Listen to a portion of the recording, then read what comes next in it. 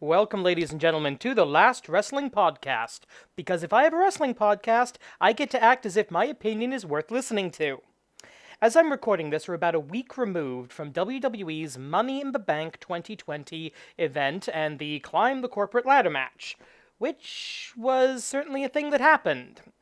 Now, I know I said I wouldn't be talking about WWE anymore, but the ideas for this video just punch their way to the front of my brain so hard that I'm writing this script at 1 o'clock in the morning because my mind will not let me sleep if I don't write this. And that's as good an excuse to talk about something as I certainly ever will need. This is not a show review. It's Monday morning quarterbacking, or Monday morning booking in this case. This is how I would fix the 2020 Money in the Bank match. First, a few ground rules. 1. The match is happening. I can't just say, screw the whole thing, we're not doing it. The whole purpose of an episode like this is to take the lemons and make some lemonade. So I can't just pretend that there are no lemons in the first place. There'd be no point. 2. The lineup is the same. WWE is working with a limited roster right now, so it's not really fair for me to say they should have used someone they may or may not have actually had access to. I'm a critic and an asshole, but I do have some sense of mercy. 3. The winners are the same. While decades of experience with WWE should have taught me better by now, I'm working under the assumption that WWE has a plan for the briefcase holders, and I'm not going to interfere with that. Now, I'm going to make 2 big changes to the rules of the match. Several changes to the presentation, and then a few parts of the match I would change or just remove entirely. If I don't mention a specific spot or segment, assume that it remains unchanged. First and foremost, I'm making one enormous change to the rules. The wrestlers do not know where the briefcases are when the match begins. The briefcases are going to be hidden somewhere in the building. The objective of the match is to find your gender's briefcase and get it to the roof, where you will find 2 color-coded podiums that the briefcases are designed to slot into. The wrestler who inserts their briefcase into the correct podium is the winner. This will serve 2 functions. First, it explains why the wrestlers don't just make a beeline to the roof, and why they seemingly go into every single room in the building, including the toilet. Second, it creates a 2-phase story to the match: the hunt for the briefcase and the race to the roof. Please note that under these rules, the person who finds the briefcase doesn't necessarily win the match. If another wrestler can take the briefcase away from them, that other wrestler can win the match if they're the one to slot the briefcase into the podium. This turns the match from a foot race to an actual fight. The next rule change is much smaller. The elevators are off limits. Before the match begins, show the elevators in the lobby with big strips of yellow and black caution tape over the doors in a figure X, a la the elevator from The Big Bang Theory. Dear wrestlers, you lot are professional athletes, you can take the stairs. Now, we're going to move on to presentation, how the match is going to look on television. There are 2 possible ways to treat this match, each with its own pros and cons. Either you're going to pretend it's live, or you're going to pretend that it's pre-recorded and post-produced, or more accurately, you will admit that it's pre-recorded and post-produced. In real life, they tried to do both and wound up doing neither very well. I propose going for as realistic as possible. Now, that doesn't mean you can't have a producer cutting between camera shots, or that you can't have graphics laid over the footage. They do that every week on Raw and SmackDown, so it's fair game to do it here. But we're going to pretend that this is going live to broadcast, or live to tape, and there are only 3 sets of cameras. 1, cameras that are set up in the room with the briefcases, or rooms plural if you want to have the briefcases in different locations, plus the cameras on the roof. There's going to be stationary hard cams. That's set 1. Set 2, the occasional security camera. A building like Titan Towers, you would expect that there'd be some security cameras, and you can have the gray, sort of grainy security camera footage if you want to spice up the visual a little bit. That's perfectly okay. That's completely believable. And most importantly, set 3, cameras assigned to follow each wrestler. Before the match starts, the announcers will do a voiceover of an earlier tonight tour of the building. We will see the gym, the cafeteria, a few other key locations, and the last 4 shots will reveal the locations of the 2 briefcases, the podiums on the roof, and lastly, the lobby, which will act as the start line for all 12 wrestlers at the same time. We are then going to be shown a 3D computer-generated map of the building. This does not have to be 100% accurate to real life, but it does have to be accurate to where the match will be shot. So you don't have to show the parking garage, you can pretend that the lobby's on the ground floor. Periodically throughout the match, to both update the viewers of the status of the game, and as a scene transition if you insist, we're going to see labeled dots of each wrestler, where they are relative to each other, where they are relative to the briefcases, and where they are relative to the roof as applicable for the story you're telling. If you need to explain this, and you probably do, you can explain that each cameraman who is following a different wrestler has a tracker or has some kind of a GPS device on their person as part of their electronic equipment. That might be going a little too deep, you might not have to explain that, but if you want to explain where the dots are coming from, that's your out. And the cameramen are instructed to stay as close to their wrestler as possible while staying out of danger. The inspiration for all of this came from the Japanese game show Run for Money, or Run for Money Tosochu. Check it out on YouTube for an idea of what I'm thinking here. In fact, as I was watching Money in the Bank, I kept thinking to myself, wow, this is the worst episode of Run for Money I've ever seen.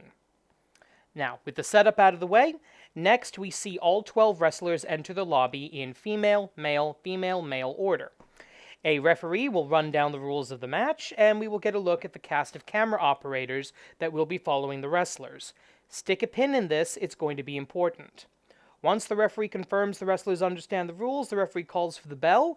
There's going to be a timekeeper station set up in a corner of the lobby, and another one on the roof to explain where the bell comes from. That will lead to the first change to the actual match. I'm cutting the Asuka dive at the beginning. Not only is that too big of a spot to start the match, it doesn't really make sense that the wrestlers would just stand there to catch her. Instead, the second the bell rings, Asuka will turn to the nearest person, spit the dokugiri, spit the Asian mist, the green mist, in someone's face, and dash for the staircase, kind of the way she dashed for the elevator in real life. From this point, the match can continue pretty much as it happened in real life, only with no elevator segment and more visual information being given to the viewer via inset map screens and scene transitions, that sort of thing. However, I would change the following segments. Either dump the Paul Heyman food fight, or move that whole segment to the cafeteria so there's an excuse for there to be a whole lot of food sitting around. There's no reason Paul Heyman would be in the building in the first place, and less reason he'd be sitting down to a private buffet when there's a perfectly suitable cafeteria in the bloody building. Next, spend less time in the gym. This was a problem with the Edge-Orton match at WrestleMania as well. If you're fighting someone in a gym, what's the most logical thing you'd do? You grab an 8-kilogram dumbbell, smack someone in the head, and then they're either unconscious or dead. Now that it's not going to be the men's starting point, we can involve the gym. The gym's a pretty cool location within the building, but make that more of a transition on the search for the briefcase.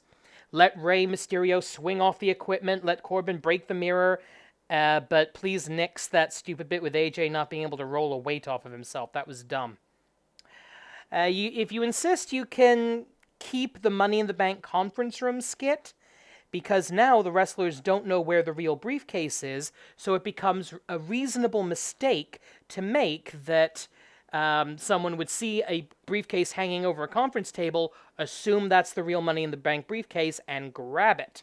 However, in this case, I would replace the clear case with the fake money in it with the old gold Money in the Bank briefcase. Because in that case, at least the briefcase has looked like that before. It's never been clear, and it's never had real money in it, or fake real money, you know what I mean.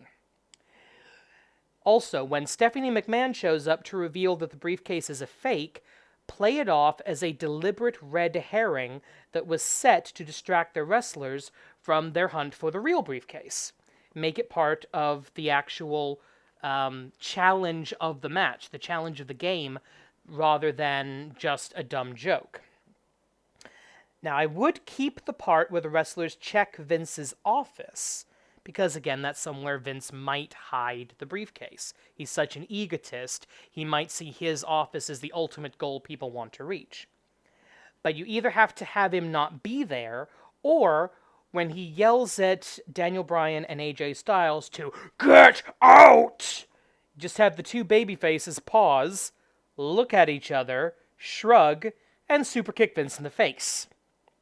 You can use some camera angle trickery to avoid Vince having to take an actual bump at his age, but you need to have the babyfaces kayfabe knock him out. Then have another wrestler a little bit later check the room, again for the briefcase, and see that Vince is still knocked out on the floor. Once either of the briefcases is found, an alarm will sound and an announcement is made over the building's PA system. Does the building have a PA system? I don't know. It doesn't matter. We're going to pretend they do. The announcement will say, "Attention! The men's/women's Money in the Bank briefcase has been found. All male/female superstars report to the roof." Or words to that effect. Now the wrestlers are, instead of playing hide and seek, are playing capture the flag with the briefcase. All of a sudden, AJ looking for Rey Mysterio when he ran across that Undertaker room actually makes sense. Because in this situation, maybe Rey has the briefcase, or AJ thinks Rey has the briefcase, so he's looking for Rey. Makes sense. Speaking of which, keep all of the Undertaker AJ Styles stuff. I could do a whole episode on the stupidity of having AJ Styles crawl out of the freaking grave and treat it like it meant nothing! At least giving him some kind of PTSD is a consequence from this. Now, getting to the roof, we've lost the traditional ladder match spots at the top of the building, and frankly, I don't care. This isn't a ladder match. So there's no need to risk injury for spots that frankly nobody tuned in for. Nobody tuned into this match to see a ladder match. Everybody tuned into this to see what the hell they were going to do with a match taped in the office building. So, we're going to eliminate all the ladder spots. We just have the two podiums sitting there, as far away from the entrance to the roof as is possible. Baron Corbin is going to get to the roof first without the briefcase. He comes up with the idea that, hey, even if I don't know where the briefcase is, I know where it's eventually going to be. Because Baron Corbin's too big of a character to be that much of an idiot. So he goes to the roof directly and lays in wait for the bearer of the briefcase. Now, if you insist, he can throw Rey Mysterio and Aleister Black off the roof in the process of obtaining and keeping possession of the briefcase. Incidentally, in my world, this means that we don't see Rey or Black again, ever. They're dead. Baron Corbin has murdered them. That should bloody matter. Or if we are actually going to do the whole secondary roof thing, let's actually show it! And even then, they've just taken a 6 to 10 foot fall onto whatever the roof is made of, concrete or something. Maybe they don't show up on Raw. Either way, show, don't tell. As an exhausted King Corbin moves to the podium to insert the briefcase and win the match, he's blindsided by the cameraman who has been following him this whole time. It's Elias in disguise, who attacks Corbin with the camera and then throws Corbin off the other side of the roof, where we don't see that he's safe, and he is presumed dead or severely injured, and then he doesn't come back as King Corbin ever again, and if we do see him again, he's had a massive reboot, repackage, retool, whatever, because that character very badly needs it. After Corbin has been dispatched, Elias, who is ineligible to win the briefcase because he's not actually in the match, tosses the briefcase aside and sits down in a corner of the roof with a guitar that, let's just say, he hid up there earlier, and just sort of jams out until Otis arrives on the empty roof, grabs the briefcase, locks it into the men's podium, and wins the match. So you still have the aspect that Otis kind of lucked in to the win, that you can have the heels make the argument he didn't really earn it because he didn't do anything to get the briefcase except pick it up. And you can keep going, and pretty much whatever you're going to do with Otis, you keep doing as in real life. Now, the women's version is going to be a bit more dramatic. We're going to have at least 4 women on the roof at the same time, with Asuka overcoming the odds, showing fighting spirit, kicking people in the face, and winning the briefcase. I don't want to say legitimately, because Otis does legitimately win it, but a little more, it's obviously she fought her way to inserting the briefcase in the podium. Incidentally, before we move on to the aftermath, all wrestlers need to be accounted for. Anyone that we don't see on the roof at the end of either the men's or women's segments needs to either have been shown to have been knocked out, trapped, maybe barricaded inside a room elsewhere in the building, or have been shown to be thrown off the roof. Now, this next part might not be possible depending on when this was filmed. I happen to know that the Raw after WrestleMania was filmed before Becky Lynch herself knew that she was pregnant, so Money in the Bank might have been as well. For the sake of argument, we're going to assume that the plan to relinquish the title to the Money in the Bank winner was in place going into this match. As Asuka celebrates her victory with the briefcase in her over-the-top Genki way, Becky Lynch's music hits, and we're going to show that there are some speakers on the roof, so there's something for Asuka to react to, or it makes sense that Asuka reacts to the music. Becky Lynch comes out minus her belt, and the scene will play out pretty much exactly like it did on Raw, with Becky telling Asuka to open the briefcase to reveal the Raw Women's Championship belt. And we have the exact same scene as Raw. The show will end on the ultimate high note as all the women's competitors hug and celebrate the man becoming the mom, with the exception of Shayna Baszler, who will stand in the background of the scene, not saying anything, not doing anything, not insulting anybody, but just looking like a grump. And you can play off of that the way they are in real life the next night on Raw. The last thing we see is Becky leaving the roof as her music transitions into Asuka's, and the new Raw Women's Champion holds her belt to the heavens as the show fades to black. Is this a perfect match? No. People who hated this match on a foundational level are still going to hate it. But I think I've addressed some of the biggest problems with the match, and ending it on the massive feel-good moments of Becky's pregnancy announcement and Asuka's coronation as champion, which you can replay on Raw if you need to fill time, make the show newsworthy and will hopefully give the critics something positive and notable to focus on instead of the match they were going to hate anyway. That's it for this episode of The Last Wrestling Podcast.